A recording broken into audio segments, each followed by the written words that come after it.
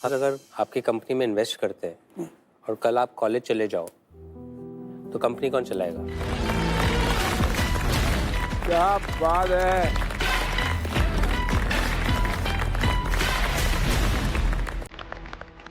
He's so cute here. काय आणलं तू? चिप्स. चिप्स आणलं? ओहो. थैंक यू भाई. अरे नहीं. Thank you very much.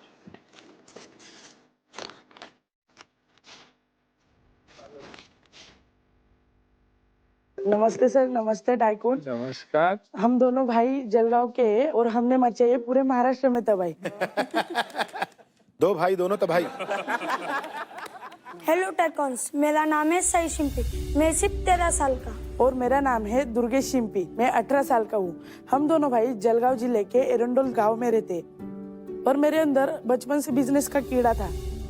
इसीलिए मैं नासिक में जाके होलसेलर्स से छोटी छोटी जो प्रोडक्ट्स होते हैं वो उठा के मतलब ऐसा चल के बेचता था बैग में लेके. इसलिए मुझे आइडिया है कि फिनाइल हम पैक करके, क्योंकि हर घर में फिनाइल्स लगते हैं, शैम्पू साबुन लगते हैं, तो इसीलिए मैं उसको छोटी छोटी बॉटल्स में पैक करके घर घर जाके बेचता था. तब एक पाउडर आती थी जो सिर्फ पानी में डालने के बाद वो पूरा फिनाइल बन जाता था. और ऐसे ही बेचते बेचते मुझे रियलाइज हुआ कि मैं जलगांव का हूँ यार, मुझे खुद का एक ब्रांड बनाना है, पर क्या बनाऊँ. और फिर याद आया कि जलगांव में बनाना एकदम फेमस है और उस बनाना को लेकर हम कुछ बना सकते हैं क्या. फिर हमने डिसाइड किया कि बनाना चिप्स ब्रांड बनाए. बनाना चिप्स तो बहुत सारे लोग बनाते, बट उसमें सिर्फ 2 फ्लेवर्स बनाते, सॉल्टेड और मसाला. इसी मार्केट रिसर्च करके और इसी गैप को हमने फिलअप करके बनाए MH19 चिप्स वाला से 15 से भी ज़्यादा फ्लेवर्स.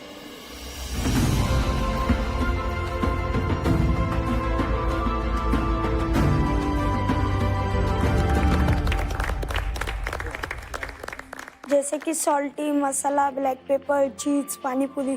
इससे भी ज़्यादा फ्लेवर्स, मतलब 15 फ्लेवर्स. और इसी 15 फ्लेवर्स को हमने प्रीमियम पैकेजिंग के साथ मार्केट में लॉन्च किया. और उसके बाद हमने वेबसाइट बनाई, वेबसाइट से सेल आउट किया, शॉप से सेल आउट किया और हमारा होलसेल में भी सप्लाई करते हैं. और यह जो पूरा काम है पैकेजिंग ब्रांडिंग का, वो हम हमारे घर से कर रहे हैं. और आज अगर मुझे यहाँ से फंडिंग मिलती है तो मैं मेरा खुद का एक मैन्युफैक्चरिंग यूनिट डालना चाहता हूँ, जिसमें बहुत सी मशीनरीज और एक बड़ी टीम होगी, और जिसके ज़रिए से मैं मेरा एक रेट कम कर सकता हूँ, सप्लाई बढ़ा सकता हूँ और क्वालिटी बेटर दे सकता हूँ. तो टाइकून्स, क्या आप इंटरेस्टेड है कि बनाना चिप्स एम्पायर खड़ा करने के लिए हमारे साथ? हमारे आज के 1 CR पे 18% इक्विटी.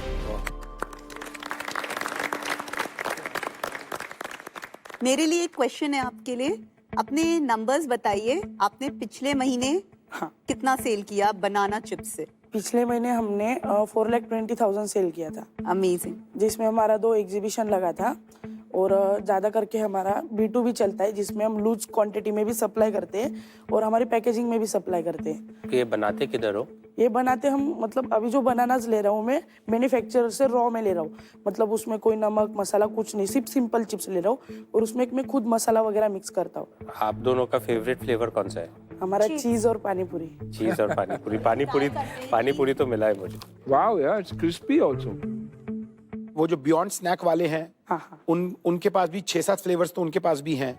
और नहीं, उनके पास 4 फ्लेवर है, ब्लैक पेपर, पेरी पेरी, मसाला और सॉल्टेड. कितना मुश्किल है इतने सारे डिफरेंट फ्लेवर्स बनाना. उसके अंदर क्या R&D जाती है? वो आप R&D कैसे करते हैं और कहाँ करते हैं? फ्लेवर्स जो रहते हैं हम रेडीमेड लेते हैं अभी तो फिलहाल. पहले हमने 4 ही फ्लेवर बनाए थे same, peri peri, black pepper, क्योंकि जो चारों फ्लेवर्स होते हैं आसानी से मिल जाते हैं महाराष्ट्र के अंदर. फिर हमने बाकी के चिप्स खाए, क्रीमी ओनियन खाया, चीज़ खाया था. तब हमने बोला कि ये मसाला कहाँ से लाते हो, ये हम चिप्स में बना सकते हैं क्या? तो बोले हम इधर से लाते हैं, बट उनका रेट एकदम हाई था.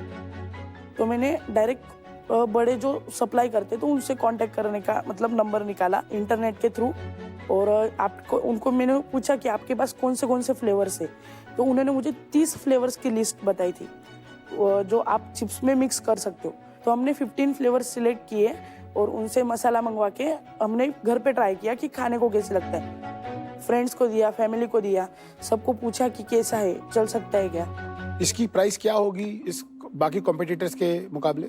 अभी इसके हम 70 रुपीज में बेचते हैं इसको। और बाकी के जो कॉम्पिटिटर्स हैं इसमें वो तकरीबन किस प्राइस पे बेचते हैं? जो भी बियॉन्ड स्नैक्स की बात चल रही थी वो 150 ग्राम 100 रुपीज का बेचते हैं। और इस पे आपका ग्रोस मार्जिन कितना है?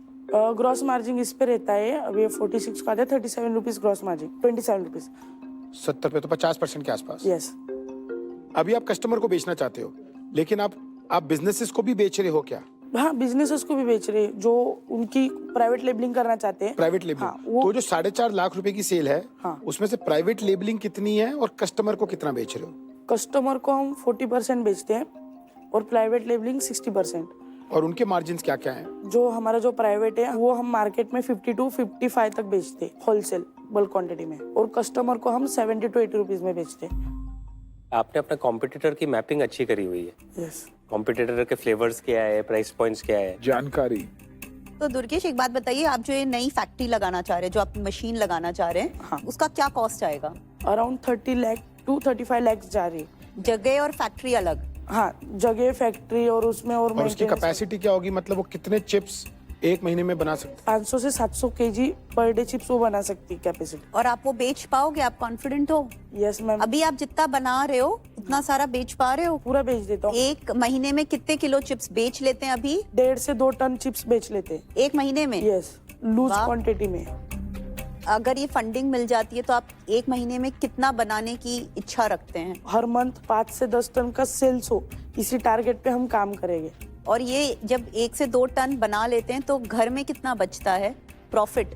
प्रॉफिट अभी तो देखो, मार्केट में मैं अगर उस मैन्युफैक्चर से ले रहा हूँ तो मुझे 160 रुपए पर केजी रेट दे रहा है। अगर मैं किसी को उस रेट में, उससे ज़्यादा रेट में दूँ तो वो डायरेक्टली मैन्युफैक्चरिंग से ले लेगा। तो इसमें मैं अभी सिर्फ 10 रुपए कमा रहा हूँ पर केजी के हिसाब से। अगर मेरा खुद का मैन्युफैक्चरिंग यूनिट हो जाए तो मेरी कॉस्ट 90 से 110 आएगी। अगर आपकी कंपनी में इन्वेस्ट करते हैं और कल आप कॉलेज चले जाओ तो कंपनी कौन चलाएगा? सर, मुझे 100% मेरे बिजनेस को ही देना है। मुझे समझा है कि मैं कॉलेज करूँगा तो किसी का नौकरी बनूंगा।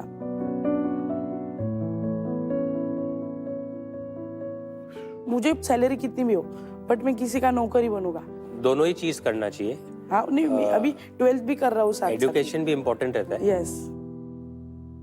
अच्छा बेटा, एक बात बता, तू इतने छोटे उम्र में तूने ये कैसे चालू किया? सर, मुझे मतलब बचपन से मेरे पापा की भी इच्छा थी कि पापा को भी बिजनेस करना था, बट पापा कर नहीं पाए। मेरे क्यों? पापा की डेथ हो गई।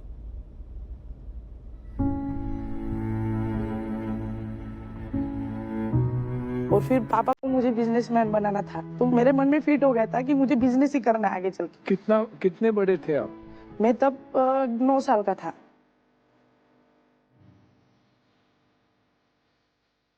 मी त्याची आजी आहे, माझे नातू आहे. वडील नसल्यामुळे घरची परिस्थिती त्याच्याकडनं पावली गेली नाही. म्हणून माझे नातू, मी करीन आई बिझनेस कस करीन आजी, म्हणून शिकायचे नाही म्हणता की आई मला पावत नाही घरातली फजिता म्हणून